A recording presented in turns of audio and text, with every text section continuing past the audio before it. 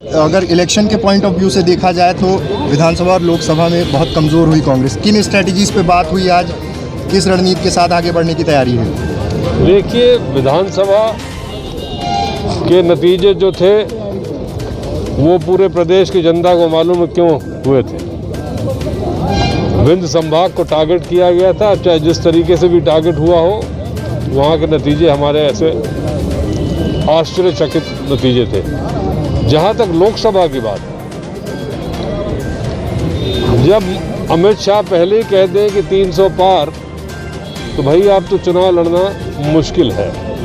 पूरे उत्तर भारत में कांग्रेस का सफाया होना इसका संकेत है कि कोई दूसरा रोल चलता है, जनता का वोट का रोल नहीं है। जहाँ तक हाल में नगरीय निकाय चुनाव की बात है, वहाँ पर मुकुल वासनिक जी के माध्यम से आज रीवा संभाग के चारों जिलों के लोगों से बातचीत हुई और एक नई ऊर्जा के साथ युवाओं महिलाओं को प्राथमिकता देते हुए नए चेहरों पर जोर किया जाए, ये बात अवश्य निकली। राहुल भैया, लगातार एक डिमांड उठती है, इलेक्शन जब से ख़त्म हुए विधानसभा के बाद भी ये मांग उठी कि चेंज करना चाहिए, ऑर्गेनाइजेशन के स्ट्रक्चर को रिफॉर्म करना चाहिए। उस रिफॉर्म की बार बार बात होती है, लेकिन एक पॉइंट पे जाके चीज़ें रुक जाती हैं। ऐसा नहीं लगता कि उसके कारण भी बहुत सारा नुकसान पार्टी को उठाना पड़ता है? बिल्कुल बात सही कह रहे हैं आप, लेकिन इत्तेफाक से आज ही सोनिया गांधी जी के नेतृत्व में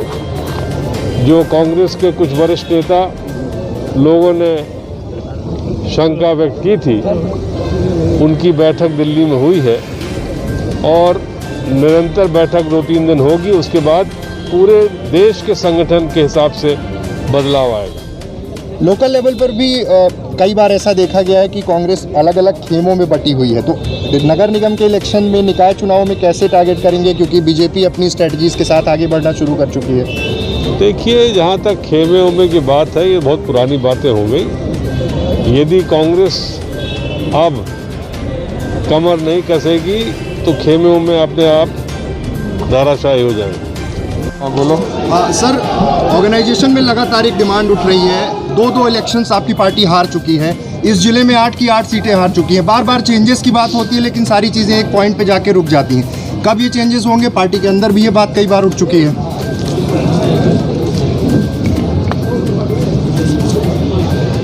देखिए,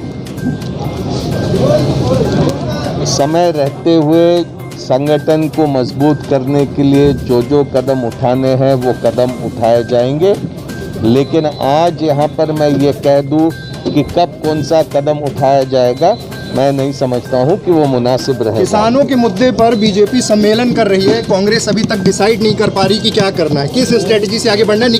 निकाय के चुनाव आ गए।